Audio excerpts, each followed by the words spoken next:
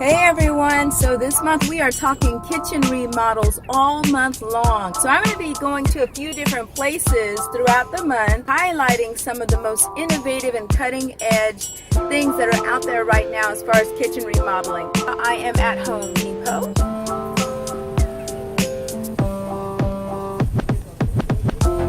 So we're going to go inside Home Depot and check out their latest in kitchen remodeling. Yes, I made my way down the massive aisles here at Home Depot, and I soon came to the land of everything that is kitchen. Ran into Kayla, kitchen specialist here at Home Depot just for 4 weeks, but she comes with tons of experience from her previous gig at IKEA. So mainly the main colors that we're selling right now are gray and white. All of our cabinets that we have at Home Depot are going to be solid wood. So you can get them stained really in anything that we have to offer here. Dark stains are really popular right now, or anything that's kind of like a dark mocha color. But a gray stained door is going to be fairly popular. What does the dark mocha color look like? It's going to be more like if you were to take a cup of coffee and throw some milk in it, but it doesn't have a chance to really settle in. Is it behind us? Is it one of these? Kind of like these two colors. Oh, okay. Yeah.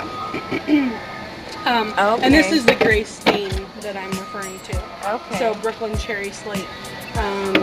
That is going to be a gray stain. Okay. And those are super popular right now. Also, the style of the door is something that is kind of looked at. Right now, we're selling cathedrals and shaker style. Really? So shaker style is going to be that flat border. Yeah. And then cathedral is going to have more of like a raised panel to it. Okay. Oh, so that's the difference. Yeah. Quartz is durable. It's high heat resistance. It's going to be not prone to cracking or breaking or scratches. So it's going to be one of the best options right now. Granite, a lot of people like granite because of the huge veins and stuff that run through them, and they're really gorgeous. But as a new homeowner especially, it's important to either notify the new homeowners that there's a lot of upkeep to it, or just remember that if you're going to install it in your home, to just remember that you have to seal it twice a year. And so a lot of people end up ripping that off and putting something in because quartz is becoming more and more popular. More and more people are learning about quartz. This is something that's going to transition to at some point where it's like people are going to stop even buying granite. They're just going to buy quartz. So when it comes to backsplash, it's something that if you're picking a stone that has a lot of pattern to it, you're going to need to find a backsplash that is simple but beautiful.